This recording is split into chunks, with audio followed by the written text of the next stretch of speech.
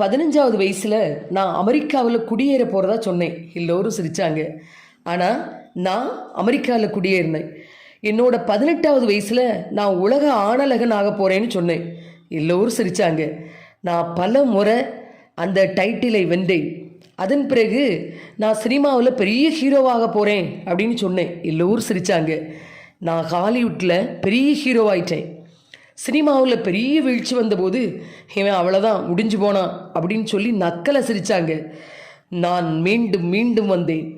என்னோட 50வது வயசில் நான் கலிஃபோர்னியாவின் கவர்னராக போகிறேன்னு எல்லோரும் என்னை பார்த்து சிரித்தாங்க. ஆனால் நான் கவர்னர் ஆனேன்.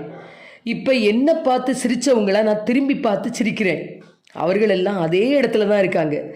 தன்னம்பிக்கையாலும் என்னோட கடின உழைப்பாலையும் நான் நினச்சதெல்லாம் என்னால் சாதிக்க முடிந்தது. எதையுமே சாதிக்கணும்னு நினைக்கிறவங்க சுற்றி இருக்கிறவங்களுடைய கேலி சிரிப்பையோ கேலியையோ பொருட்படுத்தவே கூடாது. அது அவர்களுடைய வியாதி.